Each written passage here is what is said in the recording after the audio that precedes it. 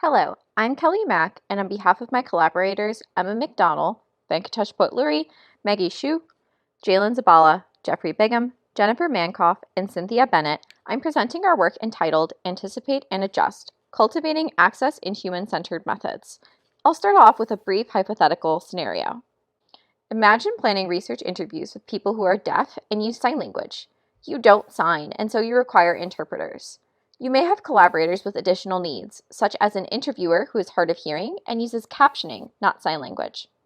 Further, the interpreters and captioner may not be experts in the research domain, so you need to send them a list of vocabulary words unique to the research area to prepare.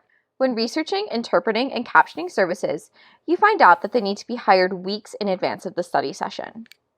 After running a few pilots, along with sorting out the protocol, you realize that you'll need to make sure that the people who attend each interview are all situated at the table, such that the interviewer can see the captioner and the caption screen, the interpreters can see the participant, and the participant and interviewer can see each other. During the interview, you need to ensure that with information being simultaneously conveyed in speech and written text and sign language, everyone understands the question clearly so that you're actually collecting the data you need. Wow, that's a lot to plan for. This example is based on the experience of one of our interviewees. Preparing for and running this interview took careful effort, knowledge, and time, which demonstrates one of our four main findings. Accessible research is a practiced skill, not an afterthought. HCI and research more broadly has a history of excluding people with disabilities, but our research will only be truly human-centered when everyone, including disabled people, are welcome. Therefore, our paper focused on how to conduct accessible human-centered methods, that is, research that is inclusive of people with disabilities. Most related work focused on running accessible studies for disabled participants, but people with disabilities may occupy any role in research. So, our paper considered access provisions for disabled researchers as well.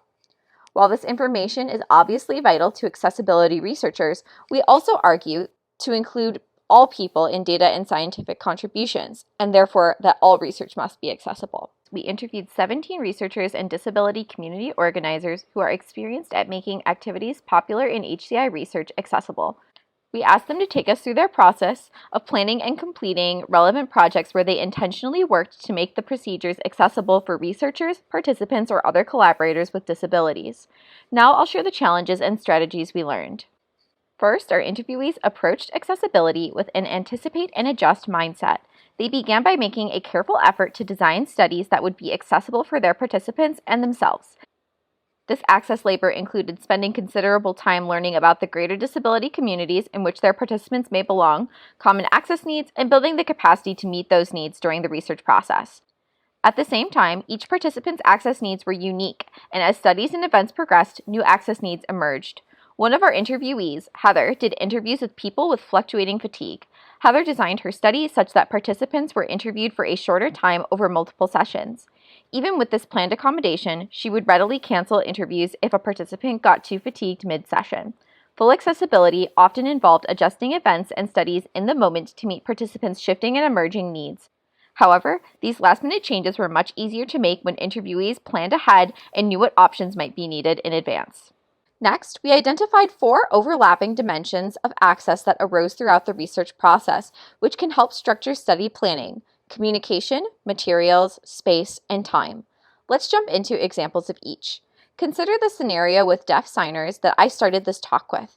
In the study, thinking about how all parties involved in research would communicate was critical. It allowed researchers to prepare for the fact that some people would voice their thoughts while others signed, and to anticipate that some people would take in information by listening, some by watching sign, and others by reading captions.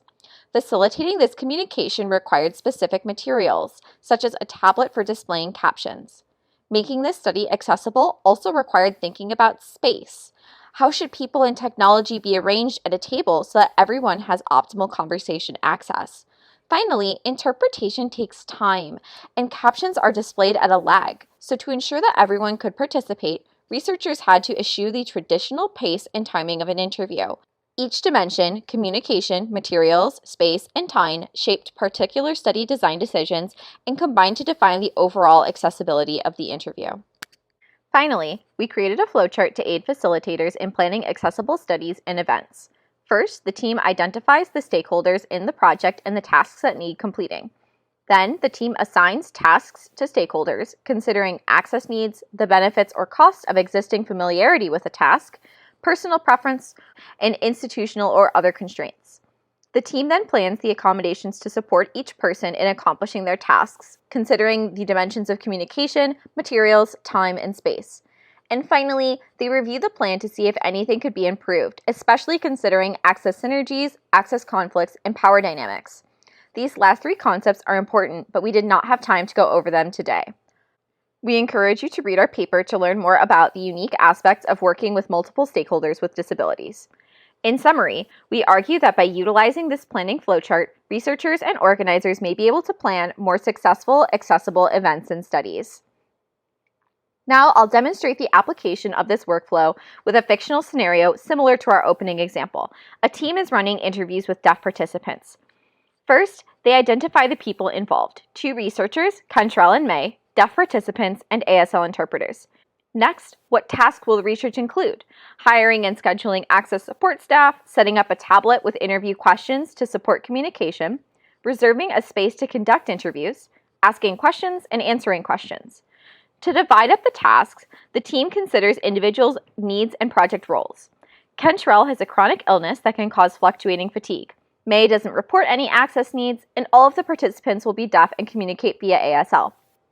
Cantrell is also the leader, while May is a research assistant. The team decides that Cantrell will ask the interview questions and book an appropriate room.